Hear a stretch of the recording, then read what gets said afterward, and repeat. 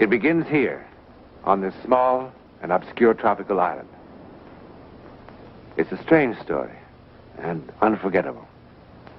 It's a love story like none other that has ever happened. We know only where it began. No one can know how or when or where it will end.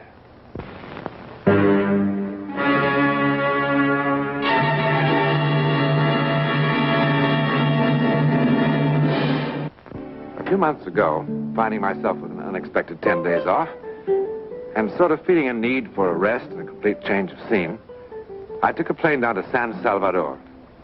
From there, I short hopped to the island village of San Torrentado, where a friend of mine had assured me I would find a small, comfortable hotel on a picturesque bay.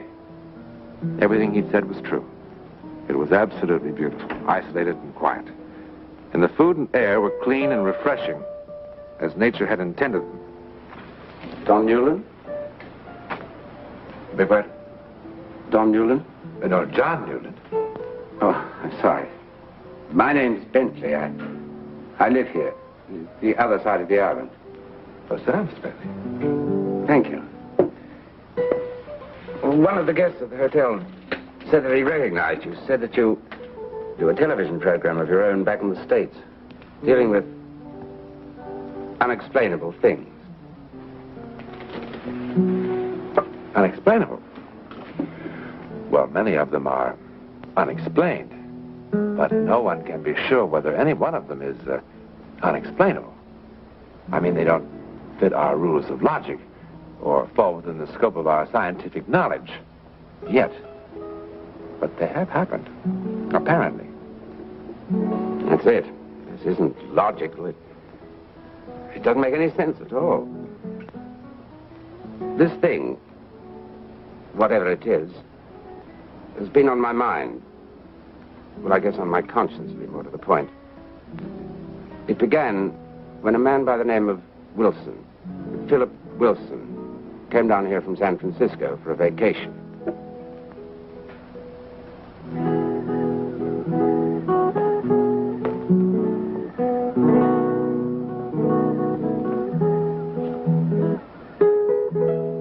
Wilson had all the things that are supposed to make a man happy. Money, success, health, good looks.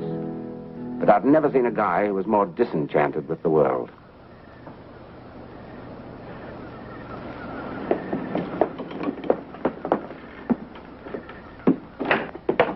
And now, madam, if you'll give me your undivided attention. Oh, Mr. Bentley, you disappoint me. Did you escape the economic pressures of a complex society only to become a peddler of native artifacts to unwary travelers? Peddler? An artist reluctantly sells the fruits of his inspiration, and you call him peddler. Did you really make all these? Yeah, why, they any good? I'm not much of a judge. But I like this one. How much? How much do you like it? Bentley, you'll never be a star salesman. I don't want to. I've arranged things very carefully here. I lead the full life by not wanting anything I can't easily have, and I don't intend to let anything rock the boat.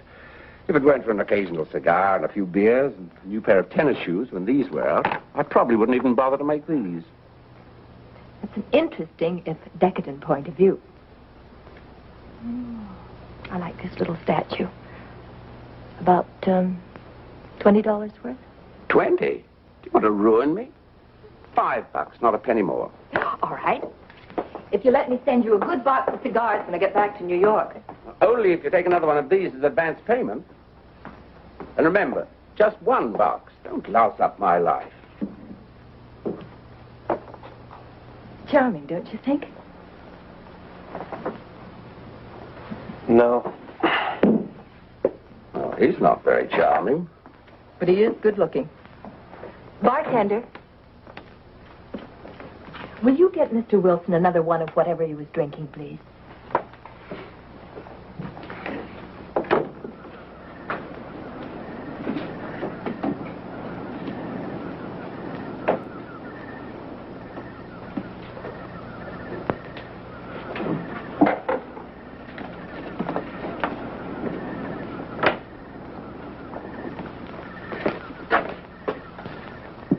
I didn't order that. The lady wanted to buy you a drink.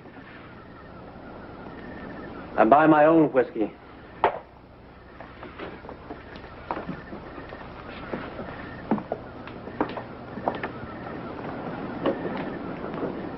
Well, that was pretty nasty. She was only trying to be friendly. I didn't ask for her friendliness, or yours, as I tried to make clear to you a few days ago. I know what you're afraid of. But Mrs. Garron isn't looking for another husband. She's not even taking alimony from her last. Money is the least of the things a woman takes from a man. What makes you so bitter, friend? 2 ex-wives. What makes you so nosy, friend? Just a lively curiosity. I enjoy watching the human race. Especially when I see someone with a lemming complex. You know those little animals that run like crazy until they destroy themselves in the sea? They're so busy concentrating on whatever's driving them. They can't see or think about anything else. Bentley. Yeah? Tell the lady I'm sorry. Tell yourself.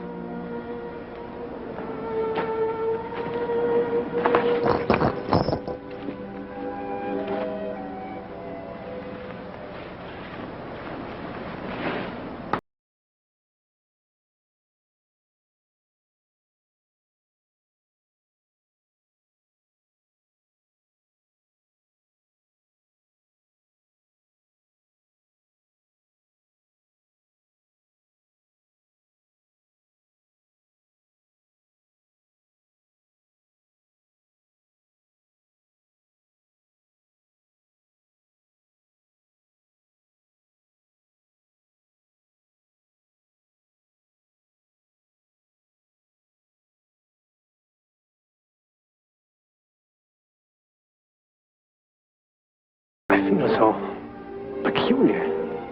I know. Like a dream. No, not like a dream, like something I thought.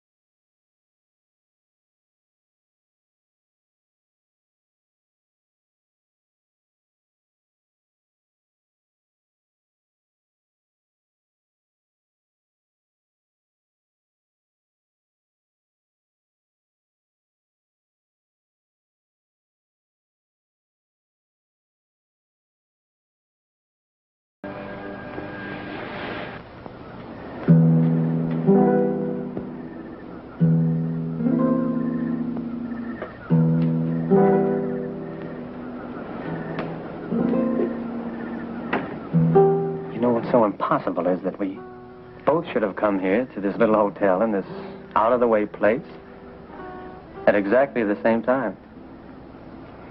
John Newland. When I first saw it on a map, it was like something I remembered. Or a dream? I'd hate to tell you how long I saved for this dream. Delia. I'd like so much to know all about you. When you were vaccinated, what's your mother's name, how old you are. Do you like to go swimming? What do you do when you're not dreaming? I work, and darn hard. Doing what? This. Well, that's very pretty. I designed it. May I see it?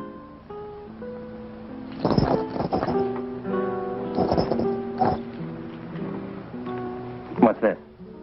A prayer bell. They have them in Tibet. When you hear the little noise, one remembers to offer prayers and thanks to heaven. That's lovely.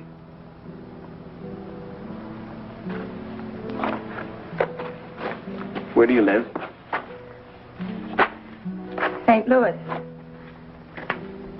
What's your father's name? Henry.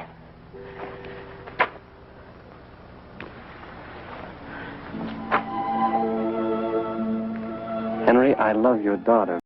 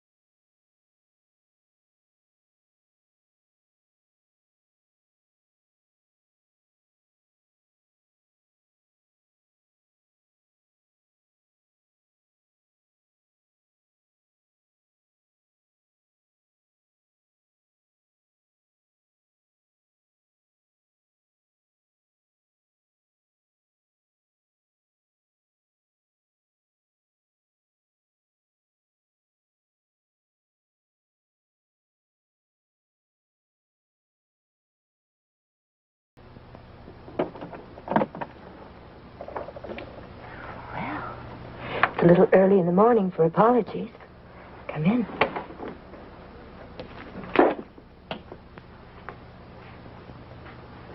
Would you like a drink?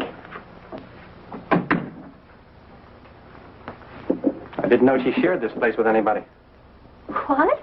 Well, she didn't say anything, but I just assumed it. Who is she?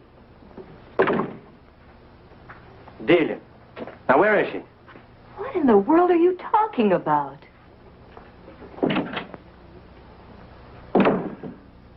Couldn't have gone anywhere. There wasn't time. I'm sorry to say this, but I think you're in the wrong cottage. No, I just brought her here just a few seconds ago. Now, where is she? My friend, if you want to get drunk, that's your business, but leave me out of it. Goodbye, Mr. Wilson.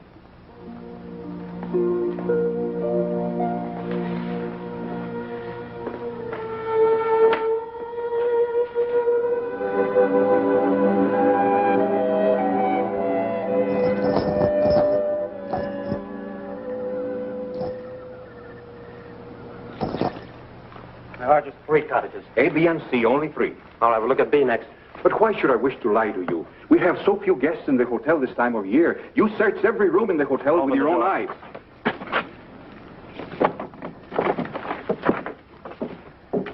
Are you satisfied, senor? No, I'm not satisfied. You're not going to disturb Mrs. Garrett again. I'm going to keep on disturbing everybody in this place until I find her. But, Senor Wilson, perhaps tomorrow morning. This is where I brought her.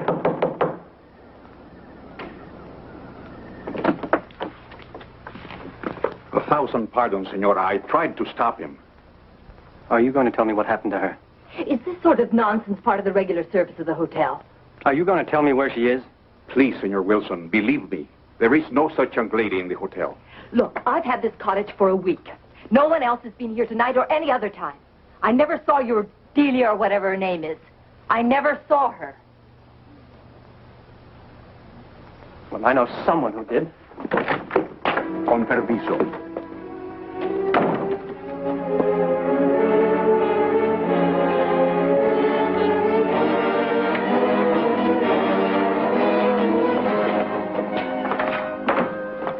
closed. Tell him. Senor? Tell him who was here with me tonight. You just tried to tell him she wasn't here tonight. I do not understand. You had dinner on the veranda, yes. And the food and the wine were just so, yes. But you were alone, senor. What? You said it was for two, and I served dinner for two. But I only charged for one. You were alone, senor. I only charged for one, senor Maduro. I only charged for one. You signed the check you did not see? I suppose you don't remember the seat today. Oh, but of course. It was left on the table. And who was wearing it? I cannot say. It was left on the table. It is all I know. Tell the truth. Why don't you tell the truth? Senor! What have you done with that? But Senor Wilson, If please. you've done anything to her, I'll kill you. I swear it. I'll kill you. He went to see the United States consul. He made such a fuss that they investigated. They checked all the steamship companies, the freight lines. They checked every ship of every kind that was in these waters at that moment. With the scheduled and unscheduled airlines, the passport department in the States. But they found nothing. After all, they only knew her first name, Delia, and that she was supposed to live in St. Louis. Is that the end of the story? I only wish that it were. Well, after a few days, Wilson went to St. Louis and began searching for some trace of the girl. He checked all the jewelry manufacturers, all the designers, everything he and the detective agency had hired could think of. But no one had ever heard of such a girl. He tried to find out who made or sold bracelets like the one he had, but he didn't get anywhere. After months of searching, he came back here. What for? To wait for her, he said. He was sure she'd come back. That was 8 years ago. He gave up everything back in the States and just stayed on here week after week, month after month, waiting. And he began to drink. He hardly ever spoke to anyone.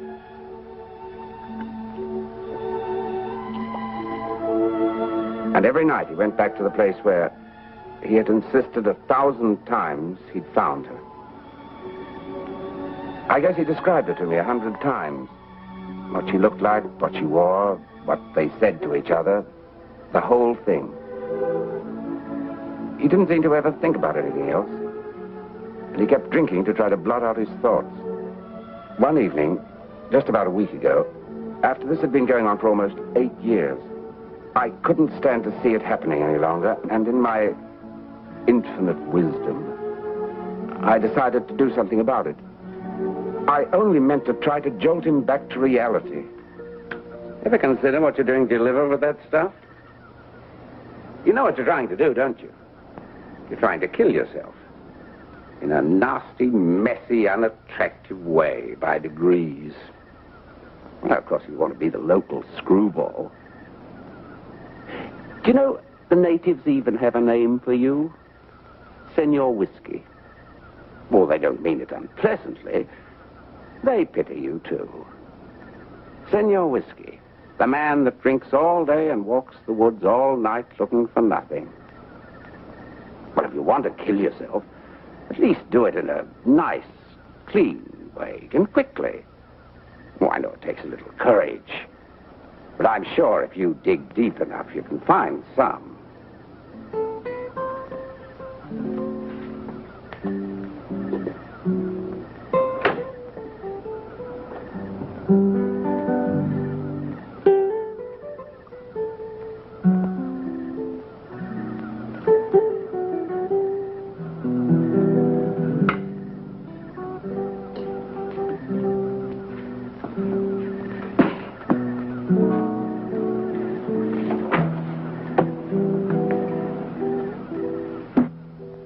The next morning, the police found his body about 2 miles down the coast.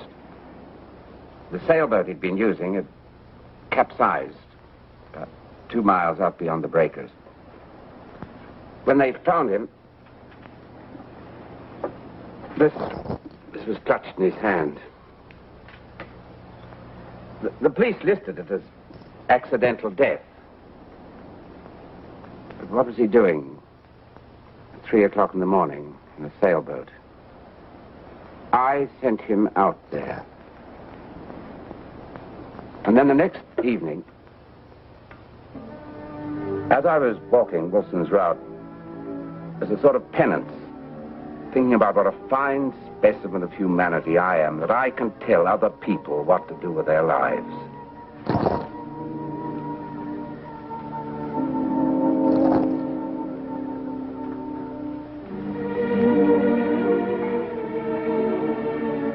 Hello. Delia? Yes, Is Delia Delia Houston. from St. Louis?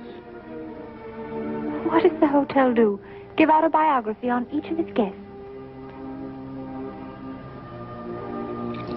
Do you like it? I designed it.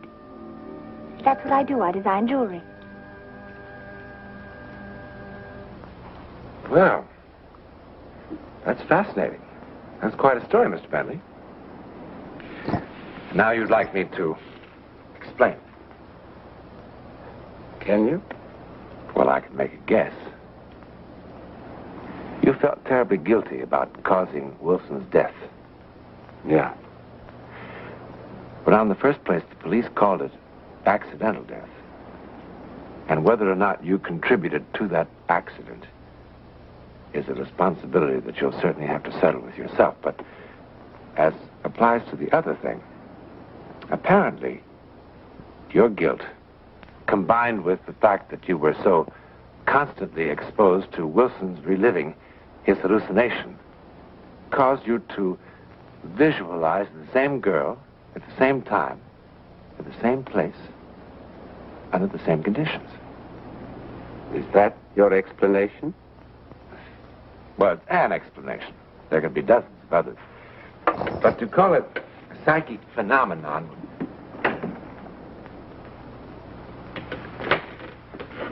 Delia? I'd like you to meet someone. This is Delia Houston, Mr. John Newland. How do you do? How do you do? Have you just arrived? Yes, just this morning. Well, perhaps I'll see you at dinner. I look forward to that. You'll be a welcome addition. Thank you.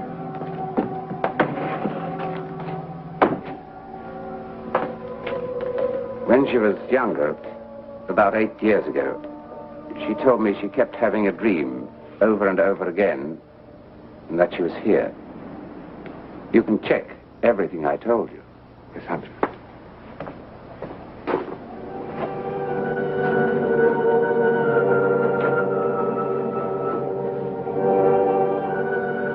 A recurring dream about being here. Well, now, recurring dreams about romance are rather common to young girls, wouldn't you say? But if Delia did appear to Philip Wilson, this would certainly seem to indicate that she did. Students of psychic phenomena would call it teleportation. That's how they would explain it. The transportation of the being from one place to another, in time and in space.